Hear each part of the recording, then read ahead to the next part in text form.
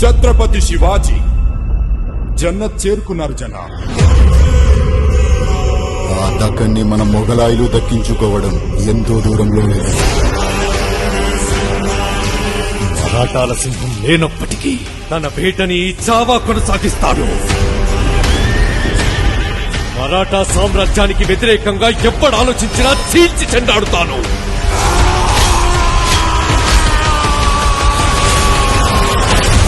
గర్జనకి లొంగకపోతే పంజాబేటు తప్పదు.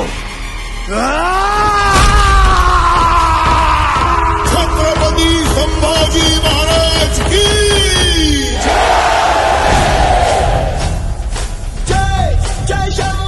ఈ యుద్ధం స్వరాజ్య సాధన కోసం చేసే యజ్ఞం. ఆ మహాదేవుని సాక్షిగా ప్రతి పౌరుడి సంరక్షణే మన లక్ష్యం. స్వరాజ్య స్థాపన సాక్షాత్ ఈశ్వరేచ్ఛ.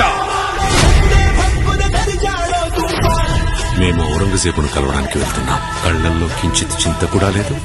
భోన్స్లే వంశంలోని ప్రతి మగవారు ప్రళయంతో సమానం. పర్వతాలే అడ్డుకోలేని ధాటిని కంకర్రాలేం చేస్తారు.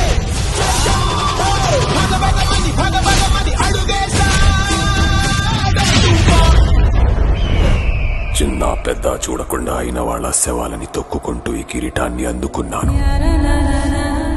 మేము మళ్ళీ ఈ కిరీటాన్ని ఆ పొగరుబోతు సంబా చావు కేకని హిందుస్థాన్ మొత్తం విన్నాకి ధరిస్తాను.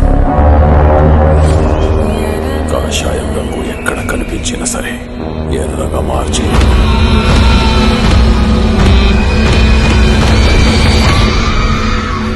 సమయం ఆసన్నమైంది. మెరుపు దాడి చేద్దాం. ఔరంగు నిరంకుశత్వాన్ని కాల్చి బూడిద చేద్దాం. ప్రత్యర్థులు ఎన్ని పండాగాలు పన్నినా సరే ప్రతి వ్యూహాన్ని ఛేదిద్దాం. ఛత్రపతి శివాజీ మహారాజ్ స్వప్నాన్ని సాకారం చేసి తీరుతాం. జై భవానీ. నమః పార్వతీ పతయే. హర హర మహాదేవ్.